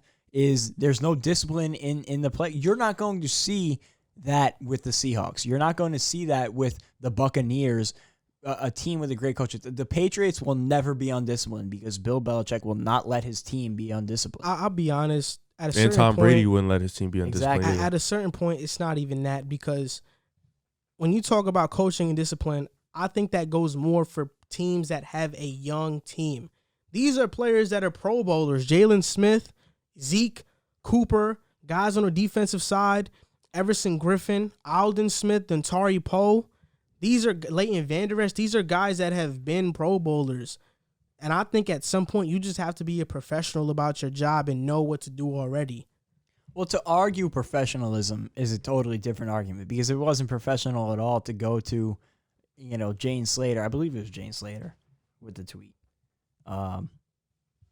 Jane Slater, and basically publicly bash your entire coaching staff. Like, that throws professionalism out the window. They did the same thing with Jason Garrett. But also, you would never see a good head coach go out and be bashed in the media. Like, you'll never see Harbaugh or Kyle Shanahan. It happened to Mike Tomlin before. When was that? In Pittsburgh. The year that they had the drama with Le'Veon Bell when he didn't show up. I don't think it I think a lot more people blame Le'Veon for that situation than anything. No, yeah, I know, but I'm saying that coaches, even great coaches, have gotten bashed, have gotten reports written about them. I just feel I'm not saying like McCarthy's in that category, but I think it's way too early, and especially when you're in a team that you didn't pick your players, you're totally new. These players are still adjusting, and when you're talking about players that are getting $20 million or $10+ million a year, they don't really care about what you have to say. And that's not good. They've already proven that they don't. It doesn't matter who's the coach, whether it's Jason Garrett or Mike McCarthy. They were underperforming their contracts regardless. I wasn't high on the Mike McCarthy hire originally. I didn't want him for the Jets job as a Jet fan. I feel like he has not adapted to the current NFL. I don't place the blame fully on him, but I do think they missed on the hire. I think that they could easily be running away with the division if they had made a better head coaching hire. And I don't know who that guy is, but I think if they hit on the hire, they would be running away with the division because the division is so bad. The fact that they are still in the mix, like the fact that they have not run away with that division is embarrassing for everybody in the building. Not just Mike McCarthy, not just the players, for everybody top to bottom. That is an embarrassment because they are on paper far and away the most talented team in the division. Yeah, you don't really have any quarterback in that division that can really lead a team like that. So they should be first if we're being honest. Even if it's Dalton, it would be good. Well, I don't think it has anything to do with quarterback play because even with Andy Dalton, they should be the best team in the division because of everything else. Like, they are by far more talented than anybody in that. The Giants and the Redskins shouldn't even be in the conversation. Washington is still in the conversation. And the fact that they are is because the Eagles and Cowboys have done nothing.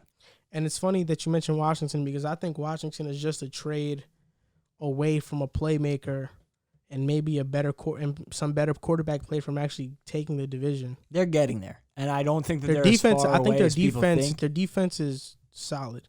It's just about getting another playmaker next to McLaurin and getting a quarterback that's not going to make mistakes the same way Kyle Allen does.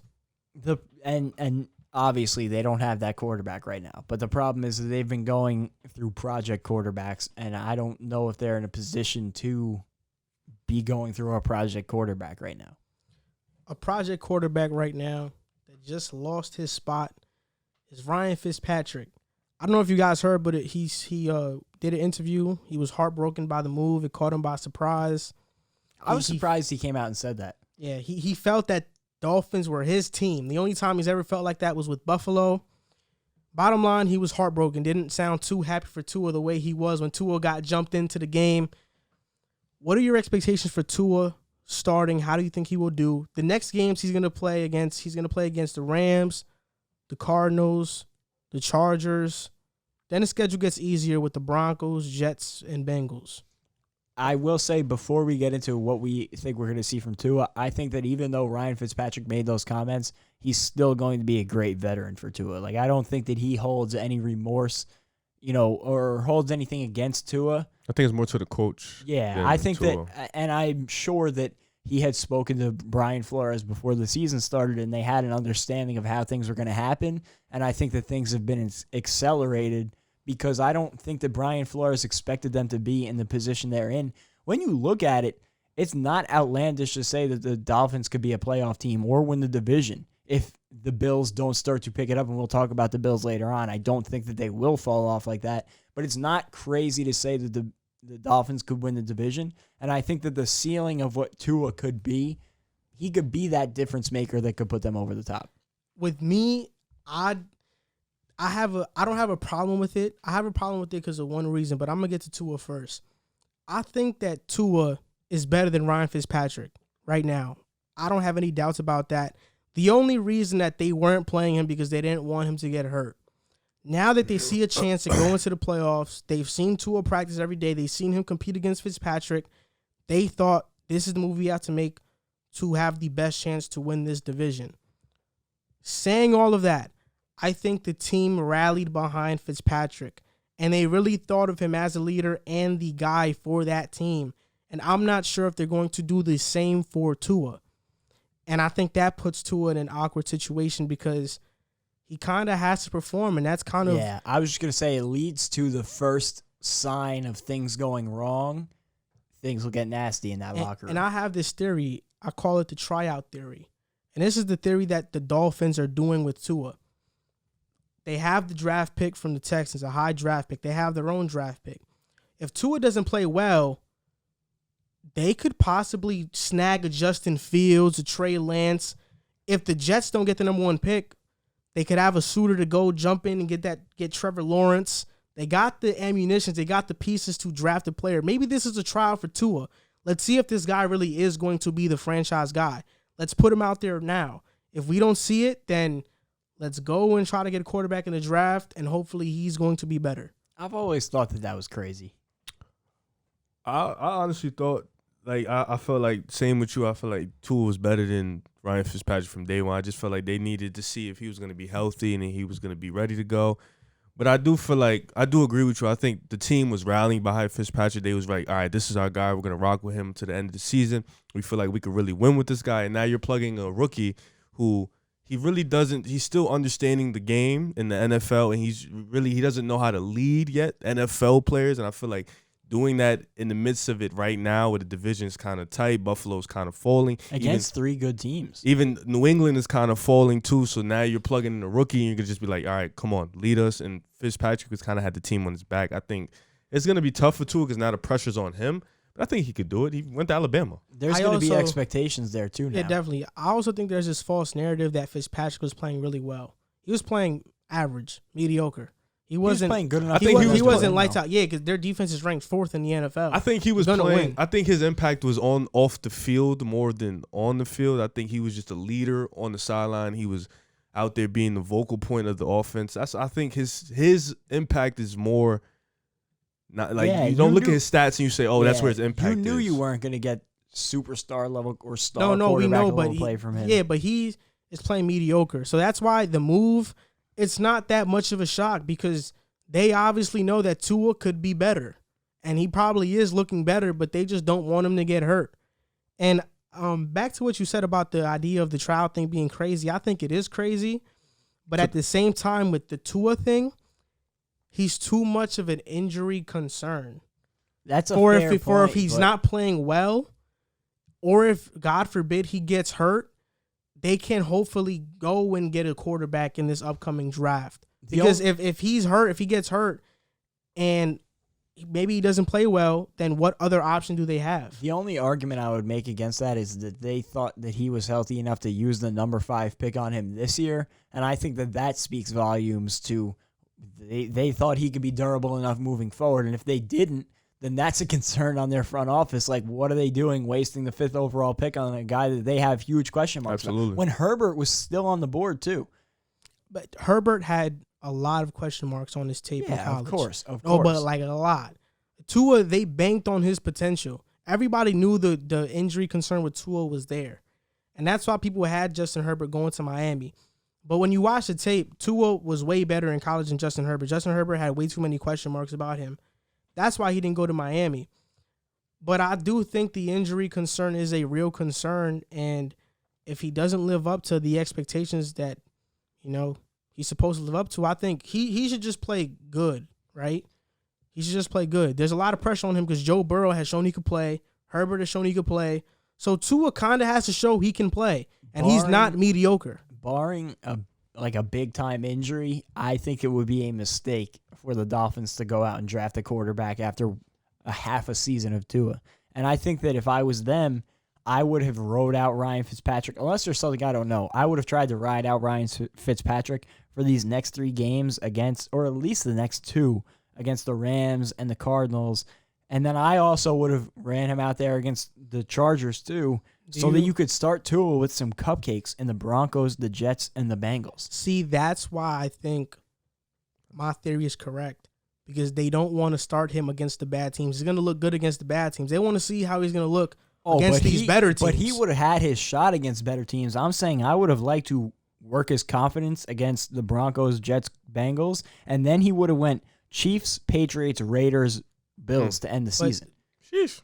That's a tryout to me. I think any other draft, it would be out of the realm to give up on Tua, but in this draft, when you have a Trevor Lawrence in this draft, who's probably one of the best quarterback prospects we've seen since Andrew Luck, yeah.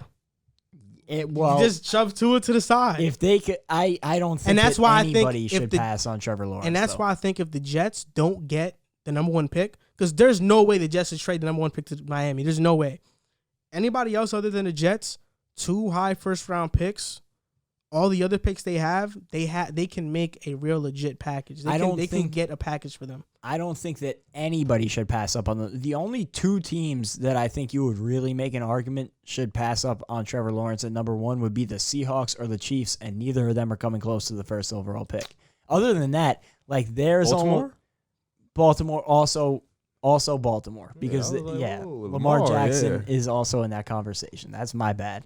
But other than that, I don't know if there's a quarterback in the league that I would fair assessment take over the potential of what Trevor Lawrence could be. But ultimately, I think Tua does well. I mean, you got good offensive weapons. I think he'll do all right. Preston Williams. I hope he does. Devontae Parker, Mike Gesicki. They got some good guys. Yeah, I'm rooting for Tua. He shouldn't play bad. I'm expecting him to play good because obviously if they made this move, they think he'll play better than Ryan Fitzpatrick. Even as a Jet fan, I wish nothing but the best for him. He's a good dude. He seems like a good dude at least. And dude went to Alabama. He got it. He'll be all right. He can play. Listen, you look at how he started his Alabama career. He got thrown into the national championship game down and brought his team back, won in overtime.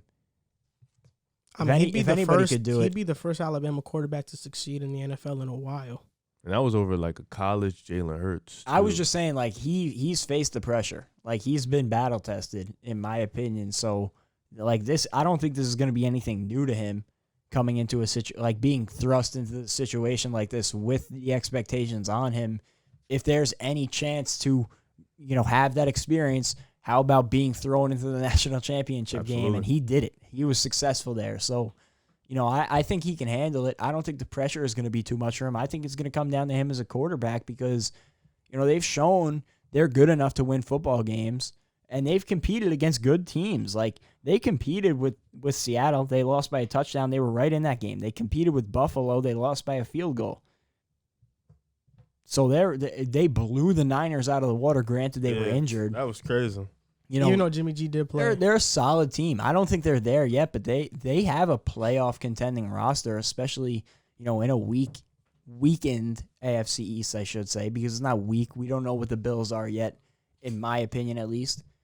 They could be a playoff roster, so it's going to come down to Tua. What is he? Is he ready for this spotlight?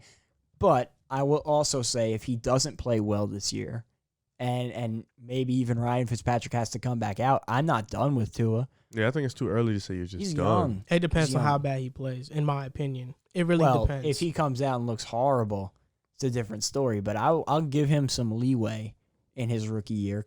He also, again, hasn't played competitive football since he got hurt early in the season last year, if I'm not mistaken. Yeah. Halfway through the season. So he hasn't played in a competitive football game in how long? No preseason. So this is going to be totally new for him. We're going to talk about the division rival, the Bills. The Bills lost to the Kansas City Chiefs on Monday, 5 o'clock game. So what do you guys think about the Bills now? Has your perspective changed? Because throughout the first couple of weeks, their competition wasn't that good. Their competition got better. They almost blew one against the Rams. They lost against Tennessee. Now they lost against the Chiefs. What do you think about the Bills? I think losing to the Chiefs isn't a bad thing. I think the Titans blowout was probably the biggest question mark for us. But other than that, I think I wouldn't say they played good, but they could have won that game against the Chiefs. And losing a game to the Chiefs, I'm not going to sit here and bash you for it and call you, overrated or pretenders. I think we still have to wait and see. Yeah, it's funny. As much as I just talked up the Dolphins in the Tua segment, I'm not concerned if I'm the Bills. Like, they should still run away with the division. I'm not going to dock them for losing to the Chiefs. They even played pretty well against the Chiefs. Granted, it was a miserable day.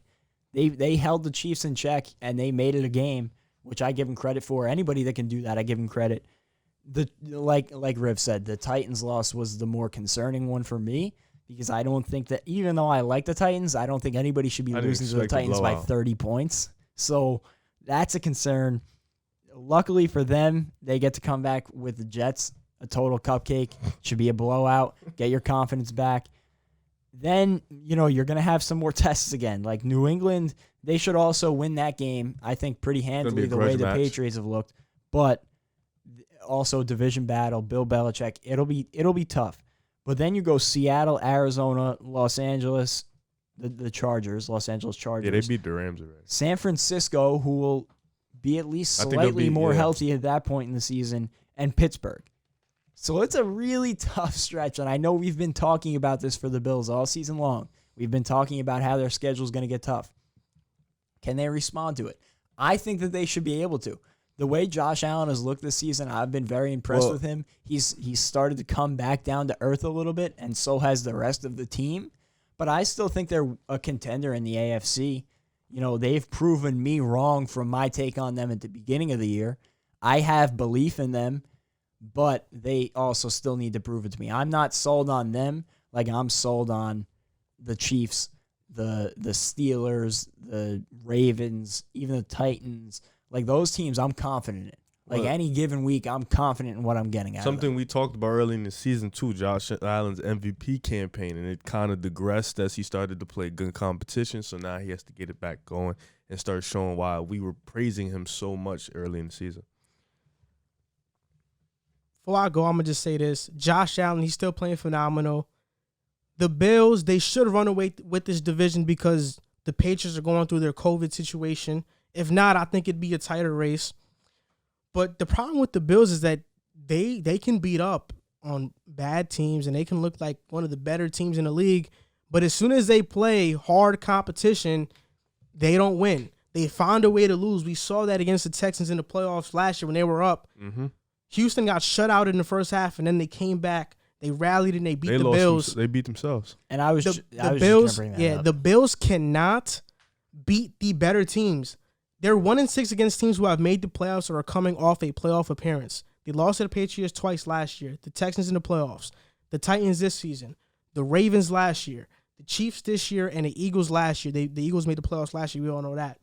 And they're 2-2 against teams that are 500 this season, and the Raiders and the Rams. And are we sure that the Raiders are going to remain 500 throughout the season? It's still a question mark, right? But this is my concern. First of all, Josh Allen, his 2020 campaign, his quarterback rating when leading is a 130 quarterback rating, right? He's playing like a superstar, like the MVP. When he's trailing, it's a 91.6. So he dips down. He's still a good to great quarterback, but it dips down. That's about a 40-point drop-off. When it's tied, it goes to 75. Jeez. He's a mediocre quarterback. And last year in 2019, it was the same. He had a 107 quarterback rating when leading, then a 71 when trailing, then an 82 when tied. So it seems when the team is trailing, when the team is tied, Josh Allen isn't that good. The only bright side about that is in the fourth quarter, Josh Allen is pretty clutch. Like, his numbers from 2019 and 2020 combined, he has 13 touchdowns and 1 interception in the fourth quarter. So he protects the ball in the fourth. But something obviously happens when they're trailing or they're tied that Josh Allen simply just cannot get the win. I don't know if it's Brian Dable's play calling. I don't know if the offense around him collapsed, but something obviously goes wrong. But I think we can all agree that the question mark with the Bills right now is their defense. Absolutely. Second-ranked defense last year. This year, the 21st. And I remember in the Bills video when we were talking about the division winner, everybody wanted to tell me that the Bills have a better secondary than the Patriots. The Patriots right now are 9th in passing yards allowed per game. The Bills are 24th. You can't rely on Josh Norman. You can't, even though he's on IR, Levi Wallace. You can't rely on Levi Wallace. You can't rely on Teron Johnson. Trey White's had some injury concerns, too, throughout the season, which has hurt them. Yeah, their only good corner is Trey White. Everybody else gets picked on. Josh Norman is not Carolina Josh Norman. I don't care that he's in Sean McDermott's Not defense. even Washington, Josh Norman. Washington, Josh Norman was bad. But like, This guy's horrible. Right? Sean McDermott, he was a defensive coordinator the year that the Panthers made the Super Bowl, and because of that, Bills fans thought they were getting the Carolina Josh Norman. You were wrong. You're not getting that Josh Norman. Josh Norman is not the same. He's a mediocre to bad corner. He gets picked on, and that's the problems right there. Yeah, listen, they're gonna get back on track against the Jets this upcoming weekend, and then they gotta prove who they are, because I still have belief in them as what they were the first few games of the season. But in order for me to feel that way going into the playoffs, we can't excuse them losing games like they lost to the Chiefs or Titans. They are going to need to get at least one win against Seattle or a Pittsburgh, even a San Francisco, an Arizona, the Chargers. Like, give me a win against a team of substance. Show me that you can compete against those teams, because you look at, like you said, last year when they went into that game against the Texans, they were the better overall football team, I thought, but it hurt them massively that they played the easiest schedule, and one of the easiest schedules in football. The same schedule that we know it because we watched the Jets play against the same schedule. It was a terrible schedule. And they went into a team against the Texans who played better competition throughout the season, and the Texans just looked more ready to play playoff football. And that's a thing for the Bills. I don't know if they're ready for those spotlight games yet. And maybe it has to do with Josh Allen growing as a quarterback in those moments. Maybe it has to do with the whole team getting ready to play in those moments. But when they play big teams, they just haven't shown it yet. And I think that they're talented enough to play on that level with the big dogs in the AFC, but they need to show me that. The Bills aren't sneaking up on anybody anymore. We know who they are. They got a target on their back. Last year, they caught everybody by surprise. We didn't think they were going to be as good as they were, even though the Patriots won a division. This year, we know. We have expectations of the Bills, and those expectations are kind of hurting them because they're not legit contenders. They can't beat the Steelers. They can't beat the Titans. They can't beat the Chiefs. They can't beat the Ravens. What team can they beat? If we're being realistic, if they were to make the playoffs, what team can they beat? And that's the thing. Like, again, they have the talent to do it. I don't question that they are talented enough I don't think they're just to ready compete with those mentally. teams. But they have to do it. Like, they could be as talented on paper as they want. They could beat up on the Jets and look like the best team in the NFL against the Jets. And even the Dolphins, who I just gave so much credit to, at the end of the day, they're not on the level. When we get to the teams that they need to be on par with, the Titans, the Chiefs, they lose those games. And when it comes down to it in the playoffs, those are the teams they're going to have to beat to compete for anything of any value. And it's a sad reality, but Josh Allen has played so well now that he's getting thrust into the conversations with the better quarterbacks in the league. And we've seen this effect with Lamar Jackson. Lamar Jackson has one of the better seasons in NFL history, but he's 0-2 in the playoffs. And that's what people questions him. That's what people point at. So when you can't beat these teams over 500 or teams that have made the playoffs, that's what you're judged on. I don't care that you're playing at an MVP level. That's what you're judged on until you start winning in the playoffs. And that's how it's always been, and that's how it's going to be. I give them credit, and I'll be the first one to admit I was wrong in the beginning of the season. They are better than I thought, but now they need to prove me double wrong and show me that they are a legit contender, because right now I can't put them in that category in the AFC with the Steelers, the Ravens, the Chiefs, the Titans. To me, those are the four far and away contenders in the AFC for a Super Bowl this year. I get that. Granted, though, the Steelers also have yet to play anybody, so we don't know. We know they're good and they're disciplined, Mike Tomlin, Big Ben, all that. But we also have yet to see them play any competition yet. And their test is coming up very soon, too. I'll say this, though. The Browns, who are a team who we thought could be nearing that level, they embarrassed them. That is true. They blew them out of the water. You do make a good point, though. They haven't played the toughest schedule yet. In Baltimore, their first competition, they got blown out on a Monday night. Yeah, they got embarrassed. And now we're going to see Tennessee, Baltimore coming up for the Steelers. It's going to be, and again, I know we keep saying it on every episode. It might seem like we're just trying to bide our time, but these next 3 or 4 weeks are going to tell us so much about all the teams we've been talking about, because this is when the real competition in the schedule is coming up. Yep. So that does it for this episode of Pick a Side. We want to give a Patreon shout out to Jael Conrado for pledging $15. So if you guys enjoy our content, please share it. Our Instagram is at Pick Aside Podcast. YouTube is at Pick Aside. Apple Podcast, Spotify, Pick Aside. Thank you guys for watching, and see you next time.